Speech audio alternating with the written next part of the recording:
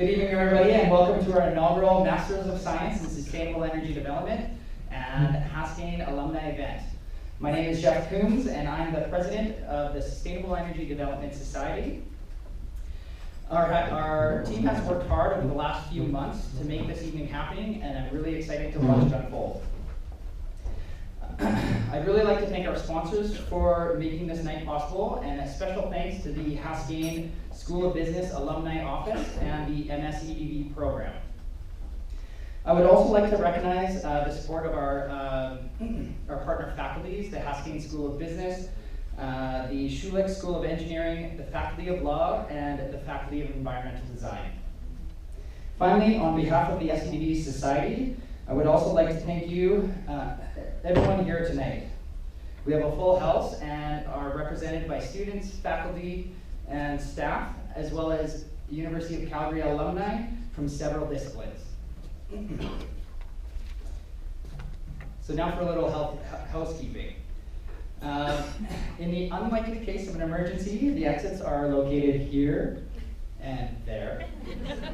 Please make sure to exit the building before posting on social media. Additionally, it looks like some of you have found the bar already. The washrooms are located out the door to the right.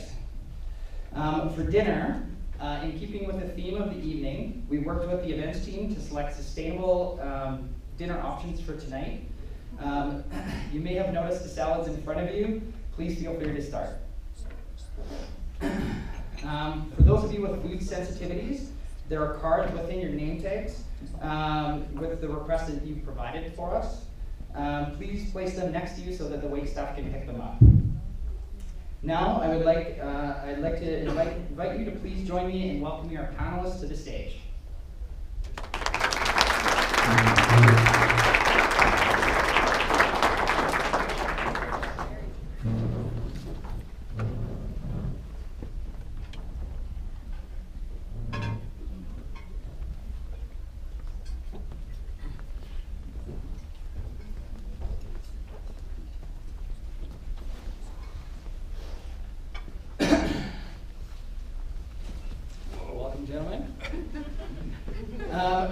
So our first panelist is Bob Mitchell. Bob has been helping organizations unlock their potential through innovation and collaboration for over 25 years. Bob spent 18 years with the government of Alberta, where among other things, he headed up Alberta Environment's Climate Change Unit and Alberta Energy's Oil Sands Group. During this time with the government, Bob led the development of the Clean Air Strategy for Alberta, the oil sands policy regime and land tenure and royalties, and the first climate change regulation in the Western Hemisphere. Bob held the position of Senior Director of Innovating for Sustainability in the Oil Sands Business Unit at ConocoPhillips, Canada. Also, Bob co-founded the Oil Sands Leadership Initiative, OSLI, and co-chaired its management committee for 5 years. At the end of 2012, OSLI was broadened to become the sector-wide organization called Canada's Oil Sands Initiative Alliance, COSIA. Currently, as a COO of Purefield Incorporated, he is focused on collaboration and open innovation to dramatically reduce the environmental impact of the way we develop and produce energy. Our second panelist, Michael Benson, is currently a member of the National Energy Board's technical leadership team. His professional career concentrates on applying critical and system thinking approaches to solve sustainability challenges. He is an alumni of the MS-EDV program and also holds a master's in sustainability science from Lund University in Sweden. He has over 15 years of experience assessing and providing solutions to complex sustainable development challenges. He has worked with multiple Alberta-based energy companies, NGOs, government departments, and universities promoting sustainability within the energy sector. Michael is also a fellow with Natural Steps Energy Future Labs. Our final panelist, Dr. Harry Rudenberg. He is a leading authority on corporate strategy, governance, innovation, and the management of environmental issues in energy resources, in the energy and resource industries. He is one of the visionaries who founded the MS-EDV program, as well as Hastings Global Energy Executive MBA. He has served as the academic director since inception. Dr. Verdenberg is currently the Suncor Energy Chair in Competitive Strategy and Sustainable Development, and is the research chair affiliated with the university's Institute for Sustainable Energy, Environment, and the Economy. He also holds an appointment as an international research fellow at Oxford University. Dr. Verdenberg is on the board of Terra Power and P&G Resources, and is non-executive director for Touchstone Explorations. Additionally, he serves on the boards of several non-for-profit organizations and has served on the Alberta Environmental Appeals Board and has testified before the Federal Senate Finance Committee and the Federal Senate Energy, Environment, and Natural Resources Committee on Energy Matters. Finally, I would like to introduce our moderator for the evening. David Milia is the Associate Director of the Center for Corporate Sustainability at the Haskins School of Business. David has over 14 years of oil and gas experience with within multiple disciplines.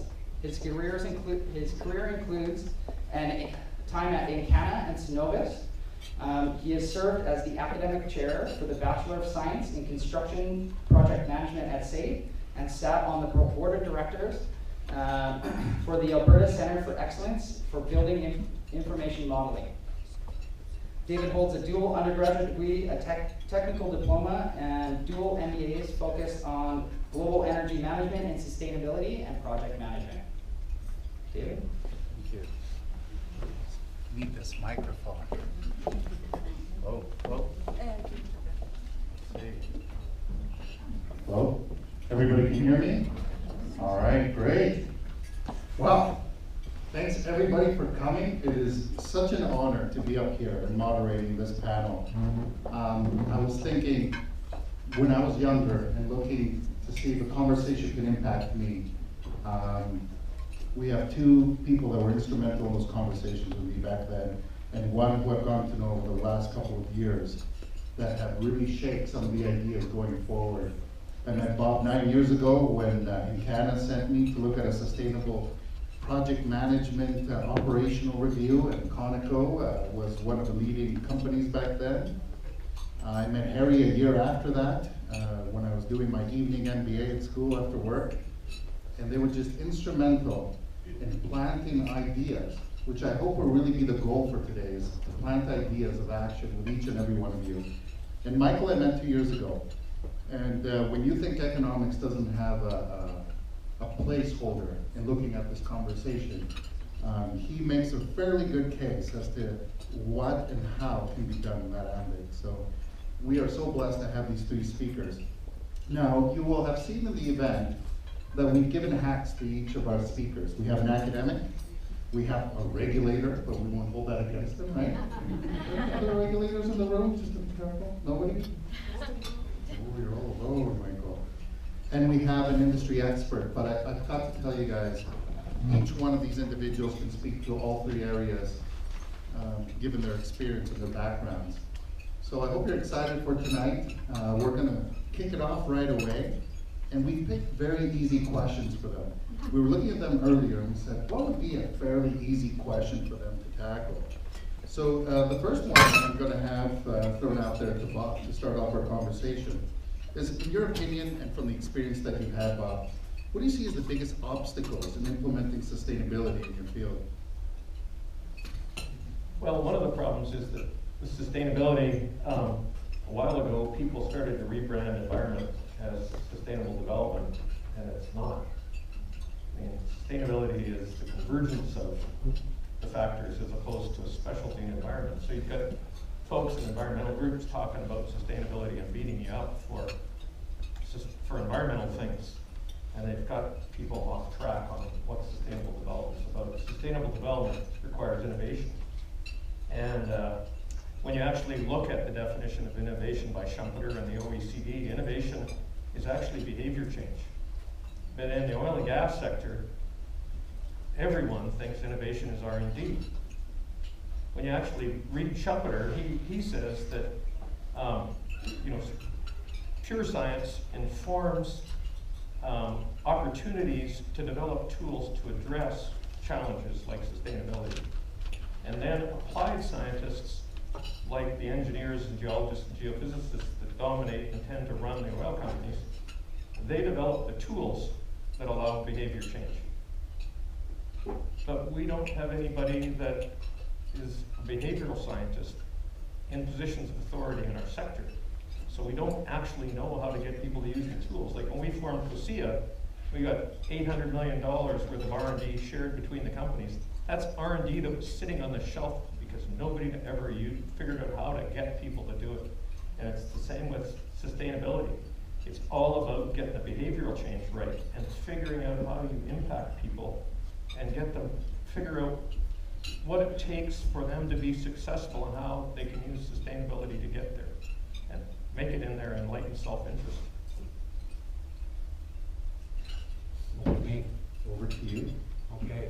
I've written about and thought about and researched sustainable development, sustainability, and over the many years, but I've increasingly got zeroed in, and this may be somewhat contradictory to what Bob is saying, zeroing in on climate change and greenhouse gas emissions. And the question is, in your experience, what do you see as the biggest obstacle in implementing sustainability? I look at that from the perspective of addressing the issue of climate change. And to me, the biggest obstacle there has been government. And I look back to when we first started looking at climate change as an issue. Those, maybe one or two here took my courses over the years. There's a case that I use, a TransAlta case from 1990, where the then CEO of TransAlta was looking at this new issue of climate change. What do we do about it strategically? And I have deliberately used that same case since 1990, and we're now in 2016. And the discussion has changed around what is likely to happen, how we deal with it. But my frustration is I actually believed in 1990 that this was a serious issue, and it was an issue that we had to act on. And it was an issue that leaders like the CEO of TransAlta and other leaders like that would take measures to address. And we haven't. And one of the reasons we haven't, is the main reason I believe, is that we've had a series of governments who have not been supportive. I've seen innovation, both social and technical innovation in industry, interesting, innovative actions taken. I think of, again, TransAlta doing trades, doing carbon trades with, I think it was Niagara Mohawk at the time, Suncor, similar doing trades, in the expectation that they were ahead of the curve, but the curve would catch up to them. That is, government regulation around climate change would fall into place, and they were literally left holding the bag. They were left with doing these trades that they paid money for that turned out to be worthless. And that was back in the 1990s. And here we are in 2016, and we talk about climate change. We look at what's happened in Paris, the meetings in late 2015, and we say, okay, we're going to see change, but we haven't seen change to date. And those companies that were proactive were basically betrayed by governments who didn't act on things. Now, we recently had some change in governments, both in Ottawa and in Edmonton, and I'm still optimistic that we'll see some interesting things happening there. But that is the main challenge that I think that has happened.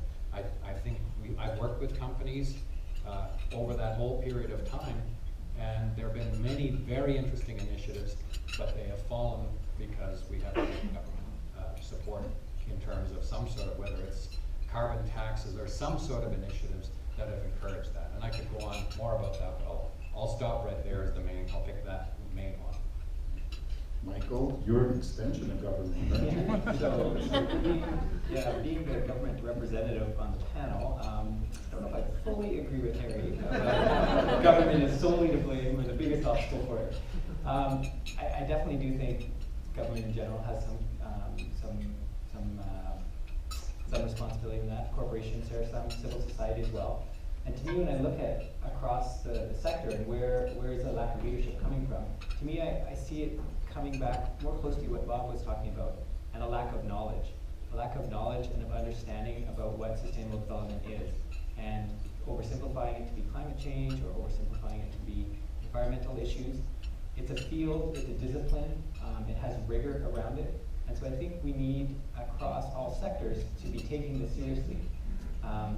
You know, I find one of my own frustrations is organizations, whether they're companies, governments, NGOs, that don't have, you know, sustainable development practitioners included in there.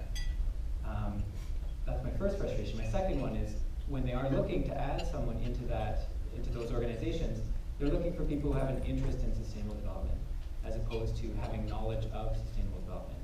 And to me, that's really kind of fundamental. There's a discrepancy there. If you're looking for an engineer, you'd never look for someone who has an interest in engineering, but you'd be looking for someone who has knowledge of engineering. I think we need to be taking the same approach we have to other disciplines and applying this to sustainable development practitioners. I mean, I think down the road, eventually, there won't be need for sustainable development practitioners because every single person will be taking kind of a more holistic approach to every decision that they make. They'll be looking at the environmental, the social, and the economic considerations. They'll be looking not only at the short-term project deliverables, but also the longer-term strategic implications of the decisions that they're making. But in the meantime, you know, we have to start treating the discipline and field of sustainable development, giving it the respect that it has and treating it with the rigor it has. I think once we start doing that, then we can start looking at developing solutions and moving things forward. What might be a good idea is to develop a program that's multi-collaborative and centered around energy and includes sustainable development. I wonder if there would be a university that's proactive enough to develop such a thing and put the brightest of professors in charge of it. I have a feeling it's going to happen in my lifetime. Before we move on to the next one, given that you've heard your peers, would you add something more now that you've heard a little bit of the feedback? I've got something on energy. So the energy industry, oil and gas, oil sands, and electrical, is a capital-intensive industry. And you know, if you look at Stephen Lindegaard's TBX model of innovation, he talks about X as the managers across the organization that are the enemies of innovation. If you take that approach, you're going to frustrate yourself and you'll never change. So I think of them as X-Men. They're the heroes of the organization. They're the part of the organization that's been entrusted to look after the infrastructure, the capital, and make sure it gets a return and never put it at risk by doing dumb, high-risk things. So if you take that approach, then you start looking at how do I de-risk things to the point where they can't help but implement them. If you take that approach, you're going to be less frustrated, and then you get into the need for behavioral sciences.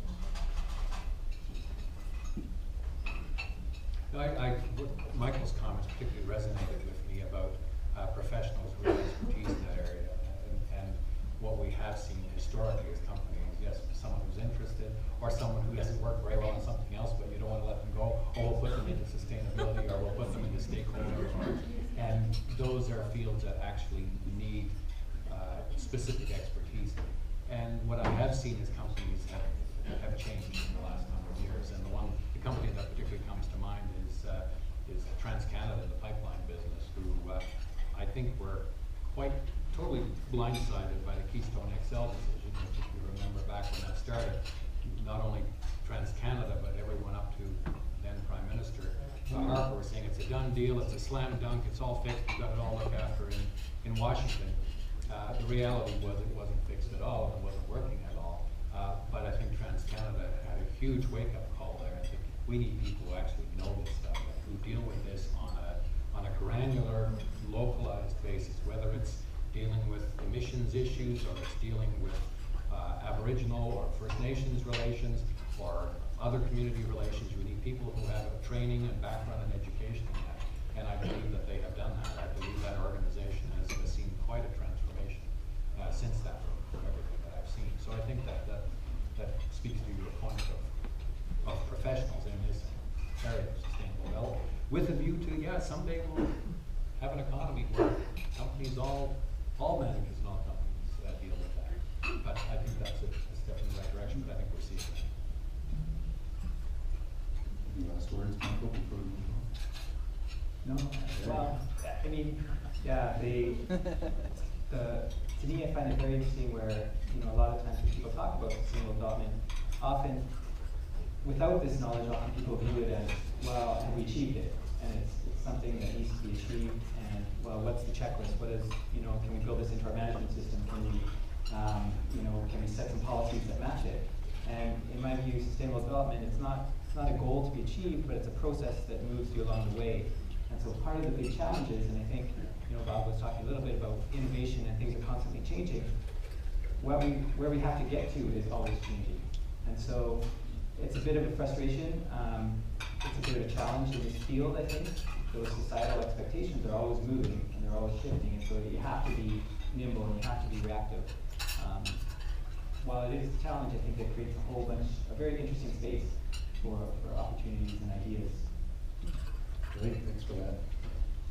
When I worked regulating engineering firms, I had a manager once tell me, we can create great process if it wasn't for all those pesky people involved with it. And to your point, Harry, the next question, which is even easier than the first one. When you look at the challenges you face when collaborating now with others to make an industry more sustainable, like companies working together at sustainability initiatives, or industry collaborating with regulators, or academics towards sustainability, what are those main challenges that you see? And Michael, why don't we start with you this time? Sure. So I mean, I think there's challenges internally and externally around collaboration. I think, you know, the level of work and the busyness, I'm always struck with how busy people are in Calgary in the energy sector. They always have so many things to do, so many things that are urgent and yet not necessarily important. And so oftentimes those important pieces get pushed off to the side of the desk because they're never urgent and you never get to them. So to push that internal collaboration around, you know, maybe it's informal, maybe setting up a group of, you know, something at lunch where you get people together, talk about journal articles, you bring in speakers, have some ideas sharing, create some space where you can connect with the engineers, you can connect with the economists, you can connect with the environment specialists, creating some type of space internally. I think is very important, as well as externally. I think in the energy sector, it's, you know, you need to look to other sectors as well. What's happened in the forestry sector, for example, you know, the last 30 years, there's some really great lessons to be learned from there. The mining sector, you know, you can go into different sectors. And even just, you know, within the energy sector, I think there's so often we don't take the time to keep up with our colleagues and our peers in other organizations. I'm currently right now part of the Energy Futures Lab, which is, there's 40 fellows that are from different organizations, you know, and the opportunity for us to come together over a 2-month or 2-year period, to come together and sit down and talk about what's happening in the energy sector, to learn from each other, to have your own views and vision about the energy sector evolve through these discussions. To me, those are really invaluable. So I think that collaborative piece is there, but you have to make it a priority, or it's not going to happen. Okay, again, I answered the previous question. I've done a lot of research and writing on collaboration. It's something I sort of made my name on. But I'm going to give my comments based on some of my experiences, not as an academic. I know I'm here as the academic, but as my experience as a corporate director. And some of you may remember a company called Petrobank, which was around for a number of years. I was a director of Petrobank for 8 years until we went through an acquisition or a merger, and it's now Touchstone. And Petrobank was involved with a combustion technology which would have reduced the capital and operating costs, as well as the initial models were reduced. And I'm sorry to keep going back to climate change and greenhouse gas emissions, but that's my daily way. This is Thai we're talking about? Thai technology. And the models suggested that it would reduce greenhouse gas emissions by 50%. I was very excited about that. I was on the board of the company throughout those years. And what Petrobank tried to do is develop this technology, make it commercial, and it, in theory, was going to be the successor to SEDV, and would be far better from a cost perspective and far better from a greenhouse gas emissions perspective. But it was trying to do this as a relatively small, at the height of this activity, we were a $5 billion market cap company, a publicly listed company. And the interest, and the company had labs up in northeast Calgary, and we had a pilot project up in Conklin, Alberta, later in Saskatchewan, a first commercial project. And it was a small group of people that were doing all this development and then reporting back to management and to the board. But of course, my day job is at the university, and I walk across campus, and my colleagues in the Schulich School of Engineering, and I won't name them all, but 3 or 4 of them are experts in combustion technology, and they'd see me and say, hey Harry, how's it going with that combustion technology, that TIE project? Of course, I can't say anything, I'm sworn to secrecy because we're a company, a publicly listed company. And so how's it going with your research? Well, same sort of thing, they're working on things that are confidential. And at various points, I tried to suggest that, why don't we get these two together? It just never happened at the very final stages. And the technology actually, just to set the record straight, it's not operating anymore. The commercial project in Robert, Saskatchewan was working, and the process does work, but in the meantime, the price of natural gas, which was one of the features when we started, was sky high, and by the end it was next to nothing. And back to my earlier point, we anticipated that there would be some sort of legislation about greenhouse gas emissions, which never came. So the greenhouse gas emissions advantage was never apparent. But back to the collaboration point is, we never got the collaboration. Only in the very final days, there was some collaboration between the scientists, the engineering scientists at the university, and the people in the company. But just to follow that off then, or finish that off, is that in the end, the technology that sold the assets in Saskatchewan, the technology, the intellectual property, and the know-how has all been now, after the fact, transferred to the university, and they're working with it. But the university, what are university professors concerned about?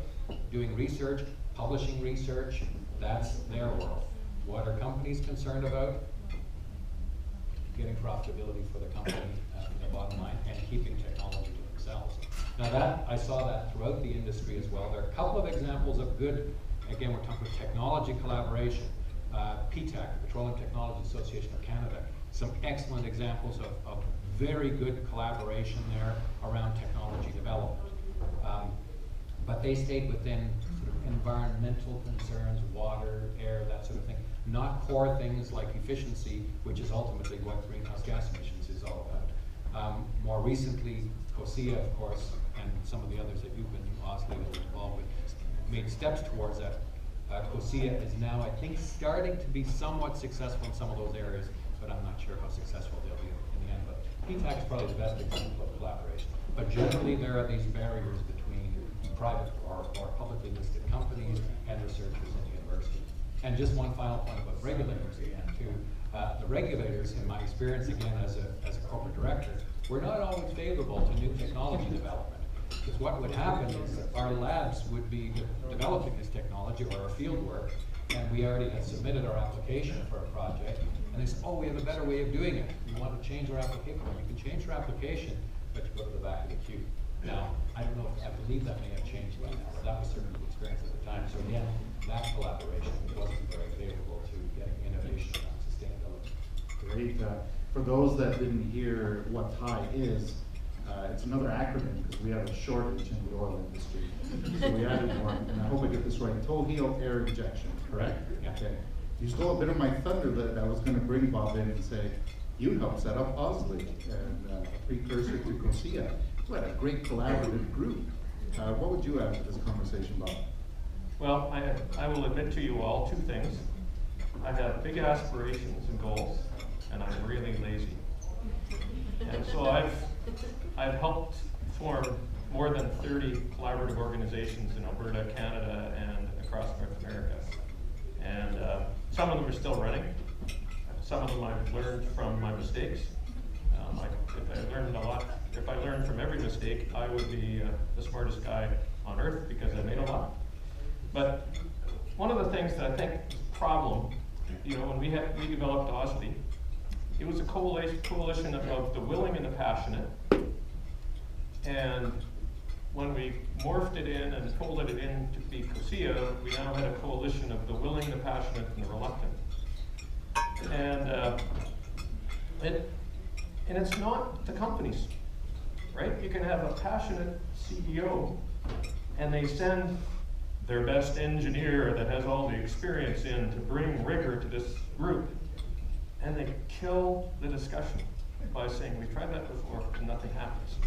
So I highly recommend that if we're gonna be effective at collaboration, we go back to Devon's 6 thinking hats and we consciously involve the creatives at the right time and the data people at the right time, and have a manager managing the process.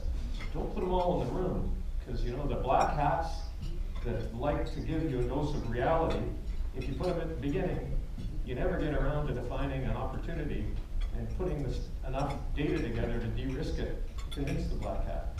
So we need rigor about how we collaborate. We have to manage our processes better, take it seriously. So they say there's no free lunch or free dinner, and you guys paid, so that's a double whammy for most of you. But in a minute, we're gonna enter a part of this where you guys get to do some work. Who thought they would come here and just listen to us and not have to put in work? Anybody? Oh, just happy. We can talk afterwards. But I'm gonna have our speakers give a couple last thoughts, and I wanna start planting in your mind that after they're done, we're going to give each table a little bit of time to answer these questions based on your experience and background. And after about 20 minutes, I'm going to come down there. That's why I have a portable microphone here. And if you don't raise your hand, I'm just going to point to you and say, you're going to tell me what your table talked about.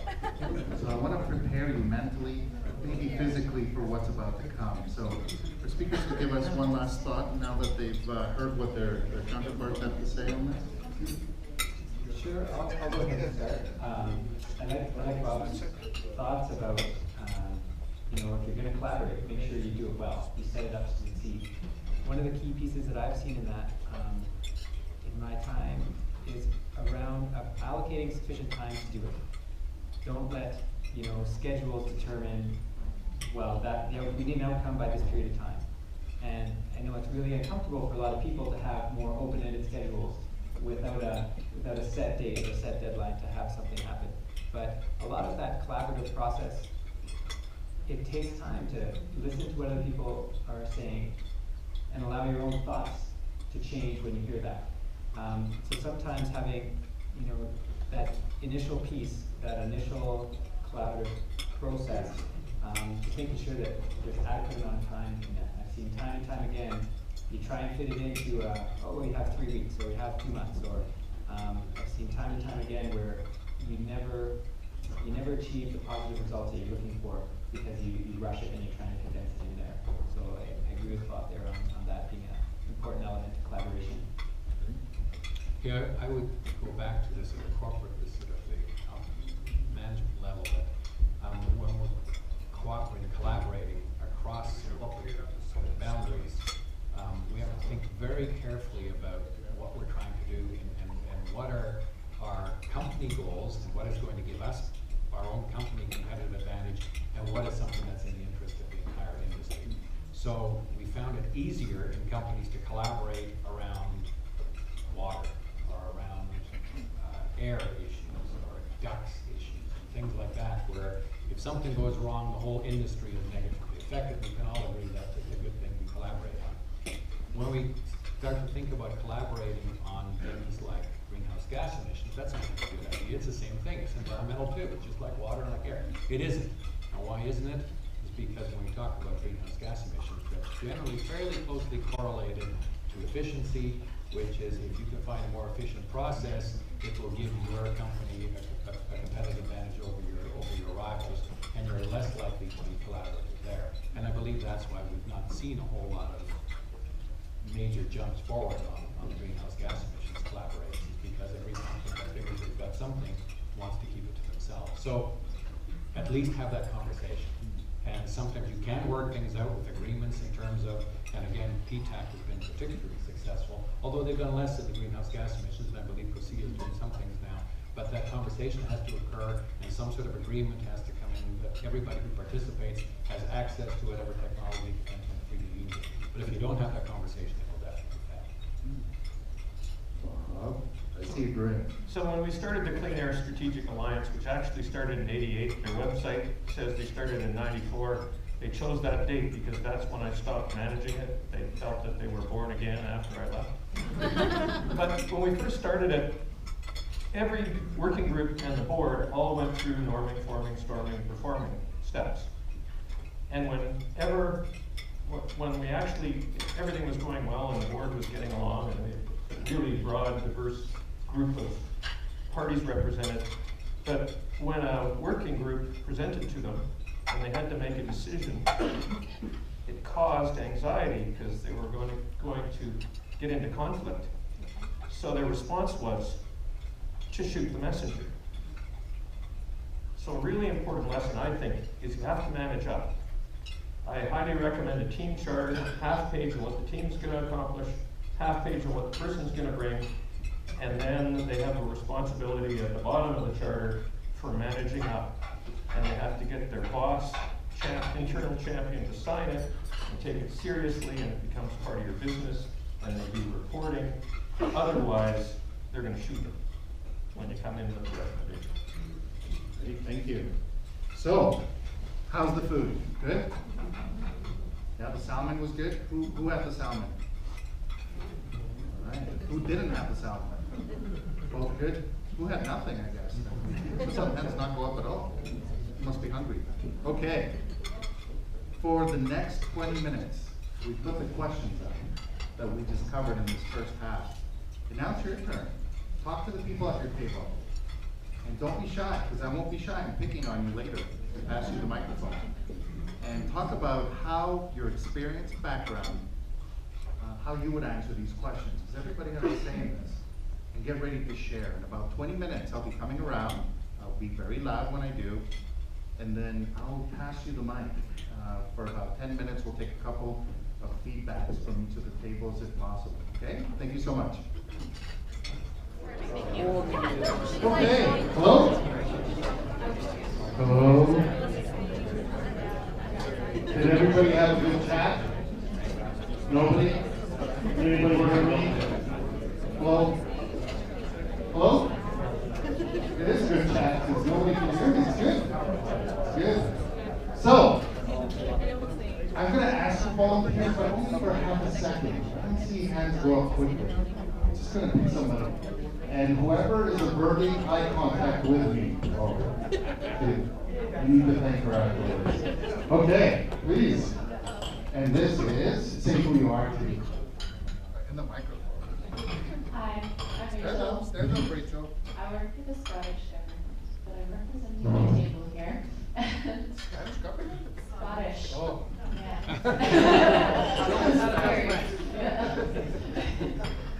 So basically one of the things we discussed is being more international because that kind of takes some of the competitiveness out of it.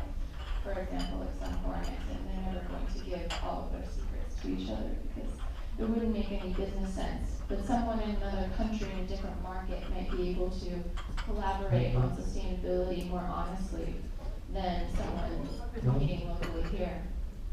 We also talked about government sort of introducing policies, just to introduce policies, and these policies in some of the smaller or smaller locations, like my friend here in Costa Rica, they can't really afford to jump through those hoops like some of the bigger companies can, and that's actually posing a lot of bureaucracy and barriers to sustainability being accessible for these communities reaching electricity or other things. So, there's other things to add there. Oh yes, and making sure that all disciplines are included in the discussion of sustainability, because as you said, if it's, I think someone up there said that, if you introduce it just one person, they might be sort of the person that has all the negative views of things, but if you introduce multidisciplinary ideas and input, then you might be able to get a more broad range perspective about whether this is going to be a success or not. Great. So let's thank Rachel, please.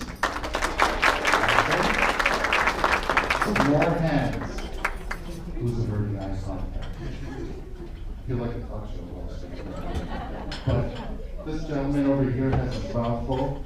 And so that's always a great sign to come over and ask him the question. So you could put down the cookie for a second. Let us know what the table had to say. Stand up and say who you are, please. Rolf Wenzel, graduated from Hastings, before with Hastings. I guess, came from diverse industries, oilfield construction, hospitality, energy, and a student doing a project, which was great. And my background in consulting and organizational business right now. So I'll start with the hard energy company. Biggest obstacles probably right now, economic environment. Breaking even is a higher challenge than anything else. In terms of collaboration, I think it's the same thing we talked about on the panel. If it's top line revenue, won't be much collaboration. If it's a group sustainability type social license thing, then it's much more likely to happen. I'm going to focus a little bit on what Maria's doing, because a lot of this, when it comes down to economics, was you know, can we do things cheaper and more sustainably at the same time? I guess you could include that in the definition of sustainability, economic sustainability, but looking at using a trained gas at the wellhead to generate electricity. So there's a situation where just basic work needs to be done in terms of, you know, looking at criteria for you know, what makes this fly economically, and can we actually productize this in a way where a company could go in there and say, check, check, check, you got the gas composition you need, you got the high cost of liter diesel, those kind of things. So you're in a situation where you can do it environmentally smarter and also obviously save some money. What do I mean, guys? I guess competitiveness on the construction side, like doing things smarter. If the client paying the bill isn't on your side, field engineers aren't on your side, then it's hard to be innovative and those kind of things, right? So that was one. Blocker. What else did I miss, guys? I took taking a lot of time.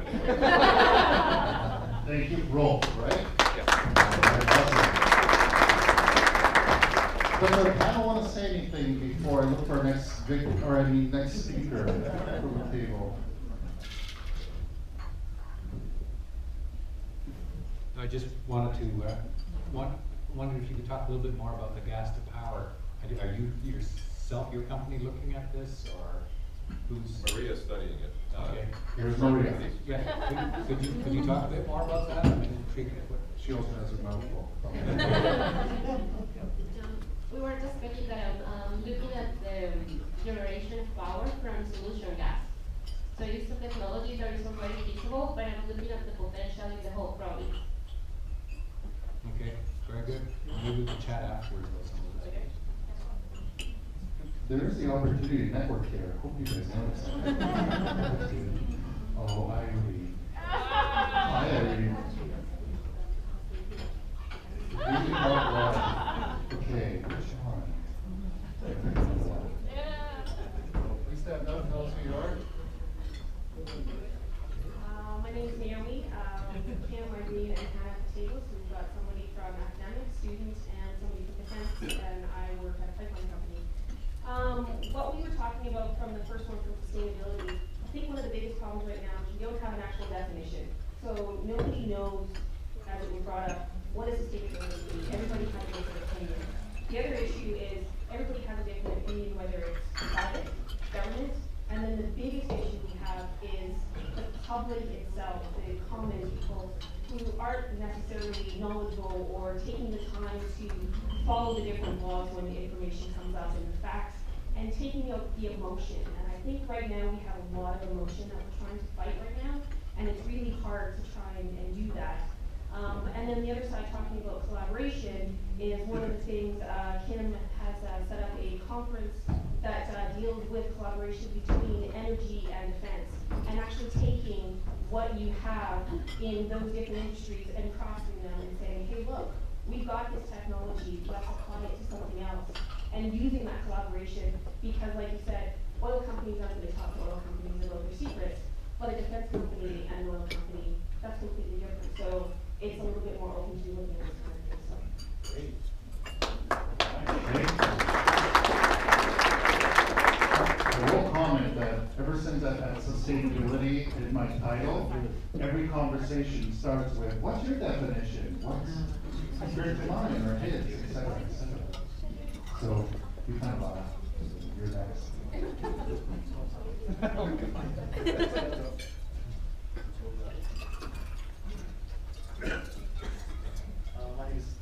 My name's Patrick, so stuck to the top of the half-hour. So basically what we brought around was biggest obstacle seemed to come down to people. And different aspects of it, whether it be just management being resistant to it, especially now with the economic environment, trying to create that business case for it. And then we did have some conversations briefly touched on the definition as well. And looking at okay, well, when it comes to sustainability, the focus tends to be on environmental aspects, but there hasn't really been, I guess, a whole lot of discussion around social aspects of it. And then for our main challenges, we didn't really get into this one too much, but the topics seem to be fairly similar in the sense of how do we collaborate when a lot of the companies are competing in the same field, and what do we do with their proprietary information technology. So that definitely takes a lot of challenges there. Great. Join me in thanking Patrick. You did a great job. People here didn't think I wasn't going to walk up here. I saw somebody that was just enthralled thinking people on the team here. My name is Jen Xiong. We just talk about music. I just left and I mentioned one thing is the water. We were talking about sustainability, but talking specifically about the water. And mentioned the water nowadays doesn't fall freely from the sky anymore. We have to do something to have it. So, and I'm just thinking, our resource is the goal to keep the sustainability going forward. I think it's just a switch my mind, and I think it is good to collaborate together, not only from the energy, but from all the industries. We do our best to just reach the goal. Thank you. I'm only going to contradict you on the water coming from the sky, because I don't know if somebody's gone for a bathroom break, but it is coming down big time out there. So if you're walking from here, it's going to be bad. Well, you're trying to avoid eye contact.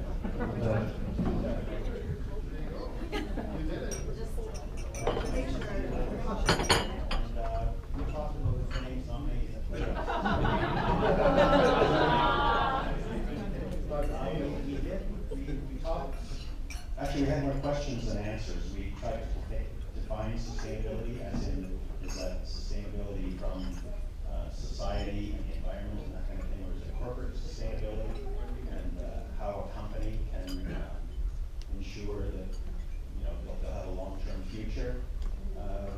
One of the things that we talked about was it's a time frame too.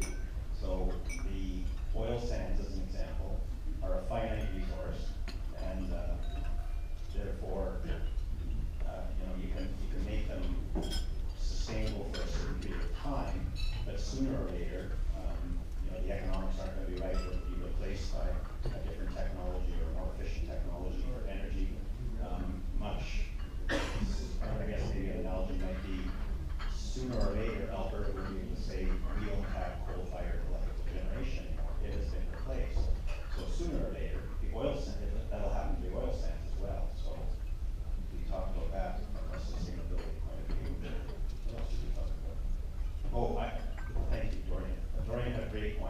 about collaboration and the reluctance or the willingness for people to collaborate to make the pie bigger as opposed to going after their piece of the pie. So that, I think that reflects on some of the other points that were raised here about reluctance to share technology for the greater good or the improvement of all companies or society in general, or if you're just trying to get a bigger piece of a finite pie. I'm running out of ideas here.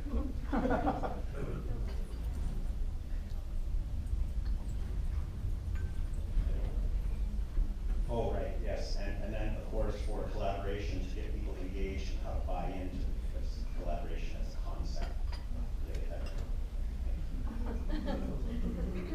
Thank you very much, Dee. Join me in thanking Dee. And we're going to ask Hal to comment on all of that.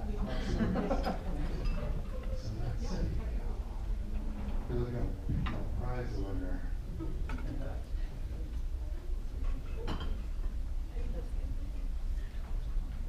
Hello everyone, my name is Christina. I'm currently in the program of the Master's in Sustainable Energy Development. And we talk a lot about a lot of stuff. I don't know if I'm gonna remember everything.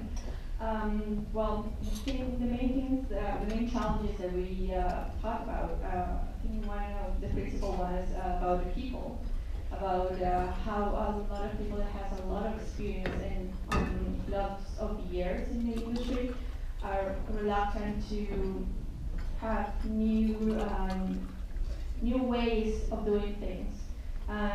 They don't want normally people talking about sustainability when that comes in conflict with the profit. So we talked about that a lot, and our idea was to maybe facing that challenge that coming with new ways of new young people coming in the industry and we're in positions where they actually can make the safe decisions. And even if they're entry-level jobs, they shouldn't be just coming as an assistant to a department. Maybe they should be collaborating in big issues and coming with new ideas of doing things. And that was one of the things. And another thing that we talked about was about stakeholder engagement. It should be more meaningful, and there should be a new way of not seeing it as a punishment for not doing it, but as a reward for doing it right. And that's what I remember.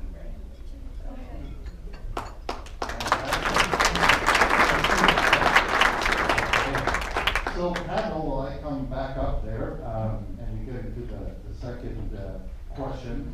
General comments on what you've heard?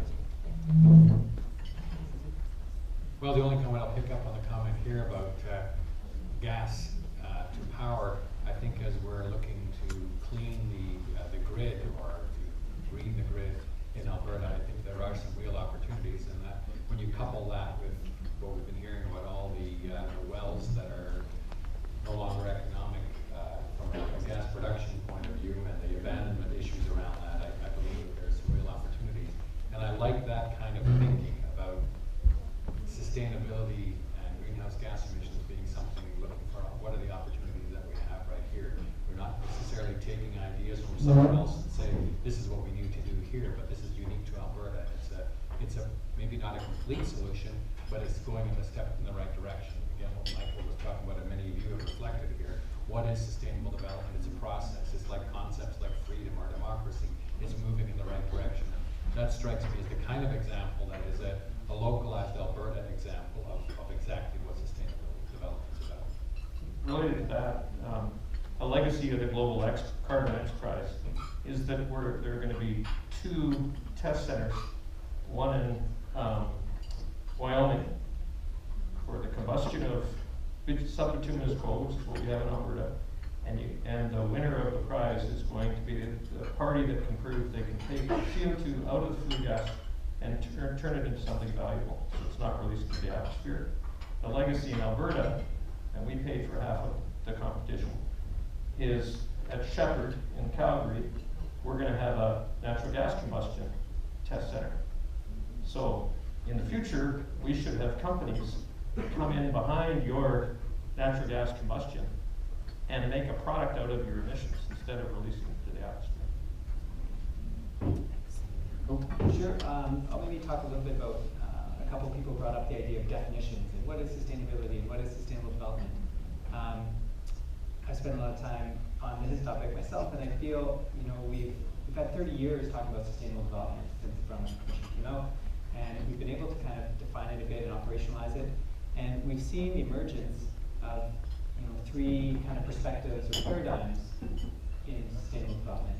You have weak sustainability, strong sustainability, and the human development paradigm. So each of these perspectives or paradigms, whatever you want to call them, they have different assumptions that are built into them. They have different strategies to achieve sustainable development, and they rely on different tools.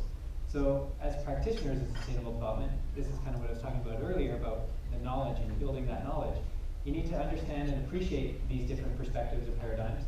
You need to know what, does your organization embrace or adopt a particular perspective? Are you using your tools consistently to advance sustainable development that aligns with that? And you can go broader as well in terms of the energy sector. How should government be setting policies? Should they be following one of these perspectives to be setting the policies? Should organizations and industry associations be advocating or promoting a particular view of this? All of these three perspectives or paradigms, they're not better or worse than one another. They're just different. They have different assumptions, and there's different ways to go about it. But we have to elevate the level of discussion around sustainable development to start being a bit more nuanced and a bit more sophisticated. Another piece that I heard around the room was, the question of structure versus agency. So, is it an individual and changing individual behaviors? Is that enough to promote sustainable development? Or are we talking about broader kind of structural policy framework reforms? And I think we need both. I think you need to promote the individual behavioral changes, but you also need to look at where there are opportunities at that structural level to put in new policies, put in new frameworks. So I think both of those, kind of trying to attack those at the same time will put us in a better situation to be successful at promoting sustainable development. Thanks. Good dialogue. Good dialogue. We're going to spend the last few minutes covering the future now. All the crystal balling you can do that we try to forecast, whether it be oil price or whether it be the future of sustainability. But really, this is such an important question to have. And you see it up on your screen there. As the next generation entering the industry, we have a lot of them, right, graduates of the Master of Science and SEDV in this room. What inheritance are you guys leaving to us? And when I say you guys, I don't know, there's a couple people up here that have been in the industry and have a couple gray hairs, I'll say. Not me yet, of course. But what does that look like? And what do you see as the opportunities? And how can they leverage their talents to capitalize on them? Harry, would you mind kicking us off? I think we should start with the old man.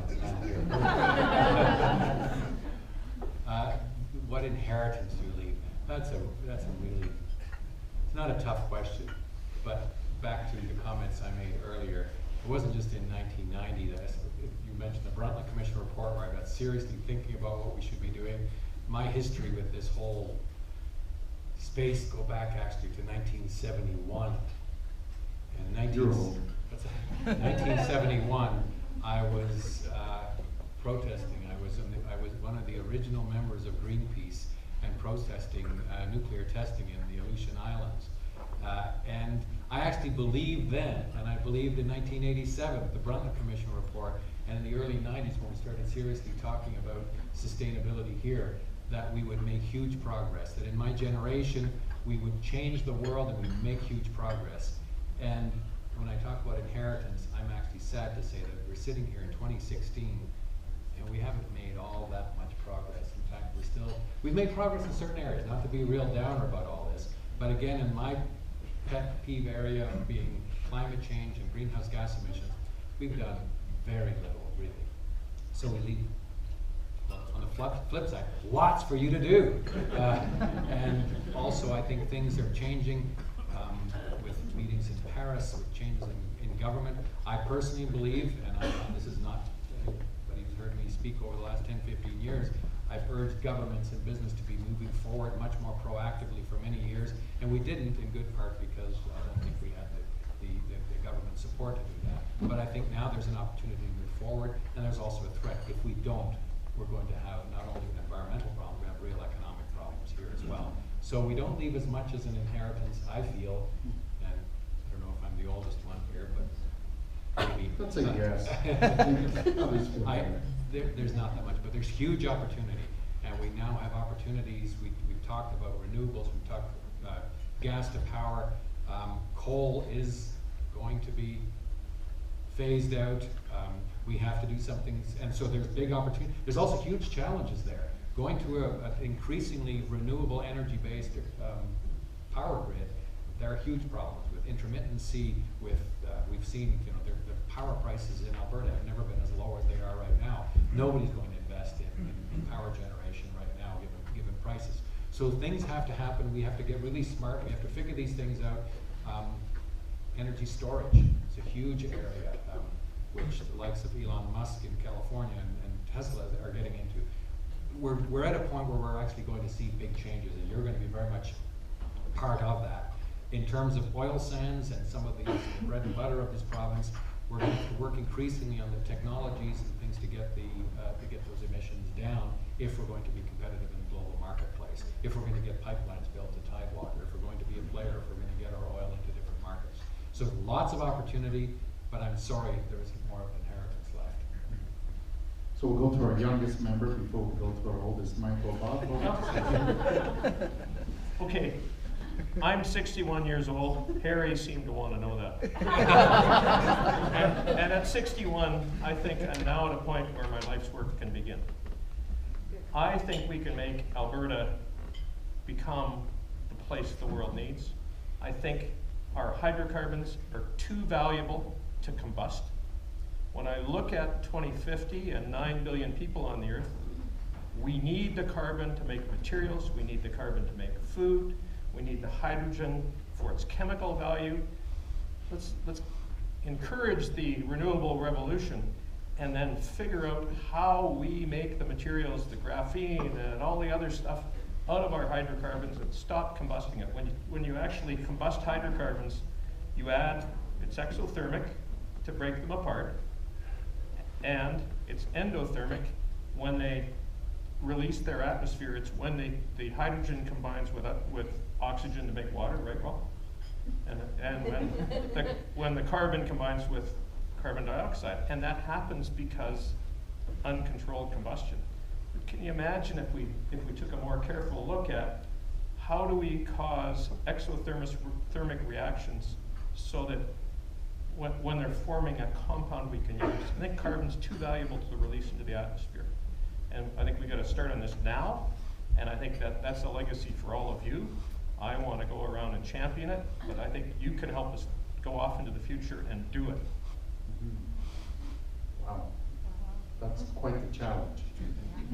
Michael, how do you follow that? Please. Well, the legacy piece gave me some existential angst. Is there something I don't know about this company very shortly?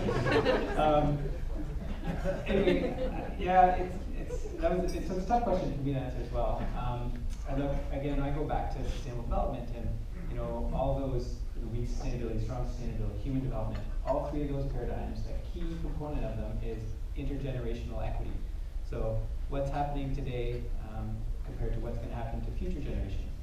And you know, when you look at the non-renewable resources, and under all three of those, it's okay to extract non-renewable resources, but you have to turn your mind to what's going to happen to future generations, and how is the extraction of a non-renewable resource going to benefit those future generations. And so in Alberta, we had the Heritage Fund from 1976 to 1986. We set aside $16 billion into that fund, and we haven't put any money into that since 1986. And so you think, oh, $16 billion, that's not too bad. But then, you know, this year coming up, we're looking at a deficit of $10 billion. So what we set aside for future generations in 1 year is almost consumed by one deficit for 1 year. So I feel, again, the legacy that we have, I think depending on what your priorities are, what's important to you, in the energy sector, the consumption, production of energy, you can make a case that we have, you know, a great legacy to leave, or we may have a terrible legacy to leave, depending on what indicators you want to pick. I kind of agree. I think Harry and Bob both talked about it. You know, is it worthwhile arguing and laying blame as to where we are right now, or is it better to look to the future and where do we need to move to? Whether that's in 2 years or 20 years or 200 years, let's start creating a positive vision for the future and putting in place the pieces to allow that transition to happen. Great. So, thanks for the, Go ahead. Just one please, more point. yeah. I just observed here just some of the comments and some of the things we were saying. We've been tonight very Alberta-centric and Canada-centric. And I noticed that some of the commentators around the room from Europe and the Caribbean and Latin America, and I believe that Canada also, in terms of on the opportunity, not on the legacy piece, but on the opportunity, Canada is a country that has people from all over the world. And we work here, and the energy sector is what this place is all about. Some of the research that we do suggests that those who have experience in the energy space in other types of energy, for example in oil and gas, and then maybe switching to renewables, have an advantage to people that don't have experience in the energy business. But we have, in addition here in Canada, an opportunity for people who, I was born in the Netherlands, I have strong contacts to Europe. Others are born in Latin America or the Caribbean and have a foot still in both places. They're Canadian, they're based here, but they still know other places. And there are, to me, real opportunities for initiatives, entrepreneurial initiatives, various initiatives to come out of Alberta internationally. And I'm involved with some of those myself. I'm looking here particularly at my colleague David Ince, who's from the Caribbean, and we're doing work on renewable energy in the Caribbean. There are other opportunities there in Latin America, in the Caribbean, in Africa. I've been involved as well. Maybe less so in Europe, as in some ways Europe is further ahead. But Calgary and Alberta is uniquely positioned for that. And I think that's an opportunity to think of getting some of these things right here, the learnings that we have from here, and exporting those not as raw bitumen or raw resources, but as expertise and as technical expertise, managerial expertise, regulatory expertise. I think there's a big opportunity going forward. That's a great comment. I'll just add one thing because I can't help myself. A few years back, I want to say 5 years ago, there was an intergovernmental report put out that looked at Canada's strengths around energy. And one of the bullets was the potential for renewables to be developed and other things. But when they summed up all the bullet points, the main outcome was that our diversity is our strength. That's what Canada can bring. And I think that's really neat how you tied it in. Bob, please. Just a couple of anecdotes for you. The Vestas wind turbine was invented in Pitcher Creek, Alberta for purposes of water pumping, and we didn't realize the commercial potential. The Danes took it and turned it into a big thing. Same thing with the laser cutter invented in Edmonton. The thin film solar, the first one I've ever heard of, was in about 1990, and we had an experiment we were sponsoring to monitor the methane released by cattle, and one of them had to be a cow grazing in the field, and they couldn't figure out how to actually power the monitors at both ends of the cow to keep track. So they developed a thermal solar blanket that went on the cow's back to generate electricity to run the machines. That's in 1990, and that right now everybody's rushing to develop thin film solar. So we've done a whole bunch of stuff out of necessity, but we've never realized the potential. Amazing. So I've been kind of mean and picked on a bunch of you to come speak, but now it's your turn for revenge. And that revenge comes to the question and answer period. So what do you guys want to ask our panelists? Who has a question? Okay. Just see one here, and I think somebody else over here. Okay, come right to you. Okay, you have to tell us who you are. Sure. My name is Alex, and my question is related with this kind of the renewable technologies. Right now, with $25 per kilowatt, is not enough for an incentive for entrepreneurs to create windmills or solar panels and create projects on that. So, what do you think it will be the interaction between government as the main factor creating policies and the industry to adopt these new technologies and new forms of energy. But right now, yes, it sounds good, sounds great, but economically, it's not feasible. Yeah, no, you're absolutely right. I'll take that one. $25 a megawatt hour. We wish it's not even been that lately. It's been sub $20 a megawatt hour. It's been the power price, the wholesale power price in Alberta. And you're absolutely right. There is no incentive to invest at that kind of price. My sense is that, well, there's a huge amount of power that's gone into the grid in Alberta, and a good part of that is still coal. We're talking about getting rid of that. That has to be taken out in time, but there's a desperate need for new policies. We're expecting new policies to come out. The climate change panel, I just was chatting last week to Andrew Leach, who chaired that panel, made interesting recommendations, but they were fairly broad-based and relatively ambiguous. We're waiting right now for new policies to come out of the government, and I'm personally hopeful that those will be good policies, because there are lots of experiences elsewhere, like in Ontario or in Germany, that were very bad experiences, and you can read about those. Hopefully, the government in Edmonton will learn from those experiences and come out with solid policies. But there are companies, like one of the companies on whose board I serve, are small and are queued up and ready to invest. In fact, we bought land, prospective land for solar. But as you say, nobody can build, nobody can invest at the prices of power that we have today. So something has to change. There's some talk that I've heard of, maybe it's time to re-regulate. Alberta has an unusual situation of having a deregulated market. I'm not sure what the answer is, I'm not an expert in that, but you're absolutely right that something has to change to get investment in renewables. I don't think even the coal-fired power generators can be making money at the prices that we have currently. I'd like to add a dimension to that, and I think Harry didn't go far enough. One of the problems, like we had a renewable power project. It was based on biomass combustion, so it's considered green because the biomass will regrow and absorb the same amount of CO2 as what you release when you burn it. We had a $7 million grant. We had a major electric utility that was going to use it to back out a significant percentage of their coal. And the government, meaning well, decided to announce the new climate change policy regime. And there are no regulations, and nobody will sign anything. All the renewable energy are frustrated because they don't know what the policy is going to be. We got a policy vacuum. And so until we get that policy vacuum filled, if they fill it and they say it's going to be $30 and here's how we're going to do it, then, and you know what's going to qualify, everybody can go forward. But right now, the lack of clarity is just undermining investor confidence. But I'm still optimistic. They're still in their honeymoon phase, although we're getting pretty close. Honeymoon's almost over. Okay, so we have a question right here. Yeah, I'm Alec McWilliam. I practice environmental law at Edmonton. I'm also the chair of the Environmental Appeals Board.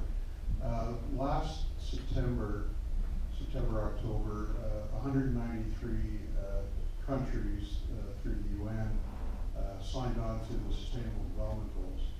And I'm curious, I'd like to get the thoughts of the people in the panel as to whether you see those goals as an opportunity for Alberta and companies operating in Alberta to use that and to get behind that as a way of improving our image, giving us greater access to markets, dealing with some of these tidewater concerns we have.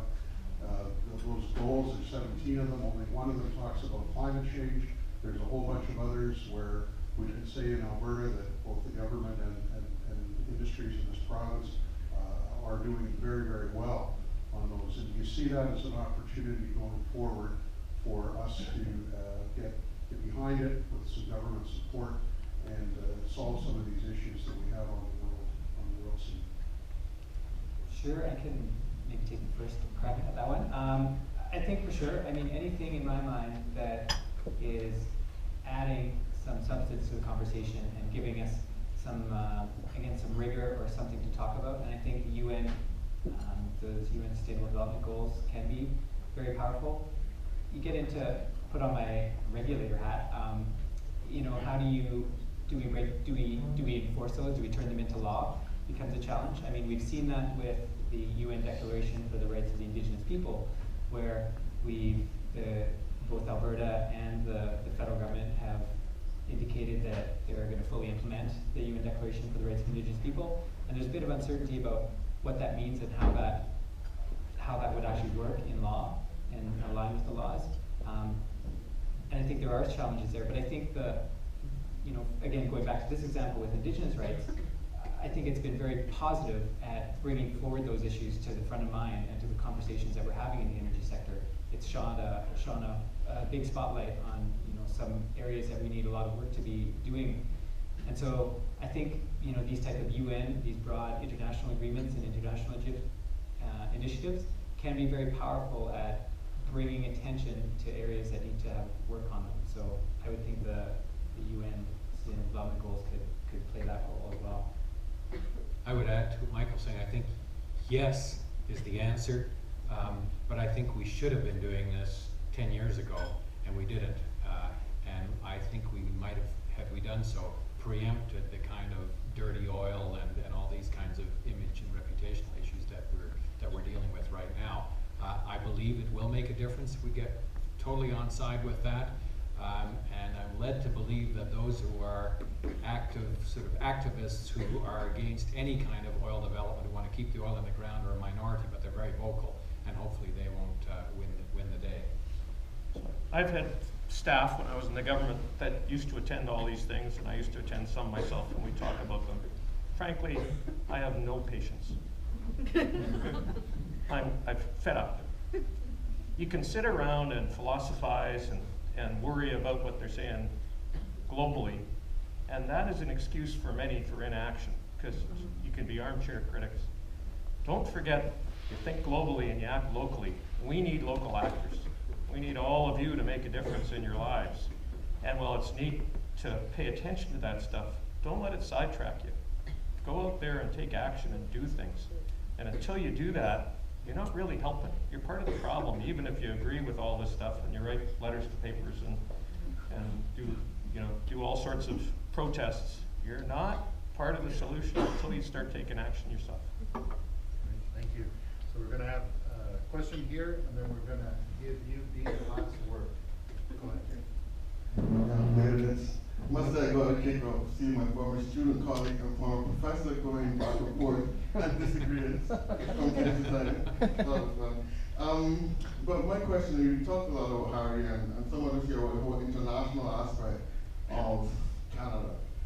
But I know I've talked to Michael before. I mean, even within Canada, we still find it difficult sometimes for the Western Canada to get together with Eastern Canada. So many different ideas and so many different ways of looking at things. So in that environment, how easy is it then to get to that to get Canada to think that internationally? Are there any maybe experiences that you can talk about within Canada that can help to build this idea that energy is global, and that whether we're here from Canada as Canadians or come from other places, that we can actually begin to make that international impact? Maybe I'll start with one comment here then, and it's just my own personal historical observation. When I was first going to Latin America, to Quito, Ecuador, where the MSc in Sustainable Energy Development was first developed, we set it up there. Canadian companies were all over Latin America, and they were based in Calgary, and they were working all over Latin America and the Caribbean and elsewhere in the world. Why were they there? Because things looked really bad here. The Western Canadian Sedimentary Basin was in serious decline. There was no future for oil in Alberta, but we had all this energy expertise. So what do? You go abroad. Fast forward to 2016. There are a lot of people here who know a lot about energy, and maybe in the next year or two, isn't going to be that exciting a place here in Alberta, but we've got all that expertise right here, combined with people who have another foot or history elsewhere in the world. I think that those cycles may well be repeating themselves, and we may well see many Canadian companies and Canadians involved internationally again. Because internationally, it's also things are not quite as negative as they are right here. I've been busy marketing our Global Energy Executive MBA program, and we're doing very well in enrolling students, but not so much from Alberta. We're enrolling students from all over the world, but less so from here. It's a very expensive program, but there's a great deal of interest in expertise, in training and knowledge that we have here in Alberta. So maybe these not so good times here are another incentive to go abroad. Okay. Well, Dean, our last question of the night. Thank you very much. I'm Dean, the former Flames fan again. I'm also on the executive of the School of Engineering Alumni chapter. And one of the things that we do every year is we put on an event called the Distinguished Speakers Panel. And it was held a couple of weeks ago. And the topic for this year was the future of the oil sands, which kind of sounds a little bit like sustainability. So I would like to hear any one of you or all of you use the word sustainability and oil sands in one sentence, if you can. So just generally, what are your comments? If you dare.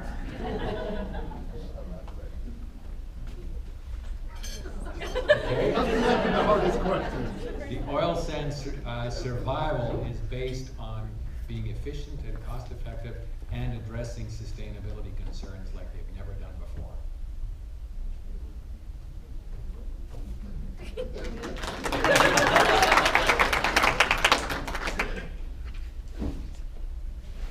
This shouldn't be advertising, but I'm going to make it blatant advertising.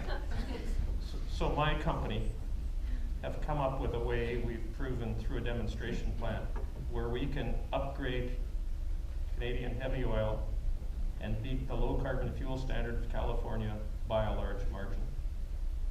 And I think that will help, if we distribute that broadly, that will help us, the oil sands, become sustainable. And I guess I should add something in there. I feel, sustainable development and the oil sands, my own view, again, going back to the sustainable development concepts and those paradigms and the principles, I very much fall into the human development side of things. And I feel, if you kind of embrace this approach or this paradigm and you start aligning the policies and the decisions with the values and expectations of the people who live here in the province, you can start to address a whole bunch of those challenges. And so I'm really optimistic where you see a new government coming in and a new government taking time to consult with and to understand and appreciate what the values and expectations of Albertans are. We haven't quite seen yet, kind of going to, whether it's renewable policies or some of the climate change pieces, we haven't seen how that actually unfolds and if those, is what is going to be implemented, does that actually align with them, with the values and expectations of Albertans? But to me, at least, the government's going out there, asking the right questions, and I think, to me, when you start to put policies in place and align decisions with what people of the province are expecting, I think you have sustainable development happening.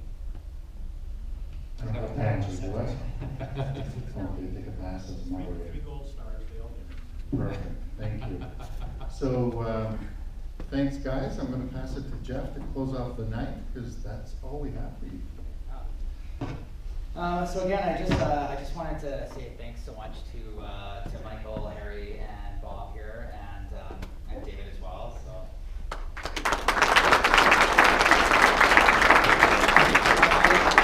we do have some small tokens of our appreciation here. So no name tags. So Thank you.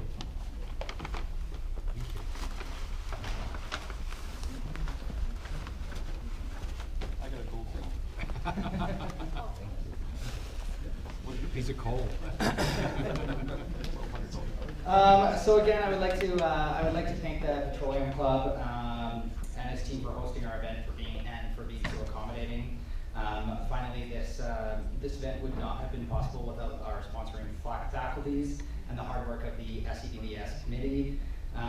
Kendall McKenzie, Daniel Osorio Vargas, Lydia Fiorini, and Rita Agizi. One last thing, you may have noticed the ever coveted teddy bills on your tables. So the Paris Agreement is supposed to be signed on April 22nd of this year. Whoever's birthday is closest to April 22nd gets to keep birth certificates, or arm wrestling, whatever. Anyways, thank you again for a fantastic evening. Don't drink and drive. Go Flames, go.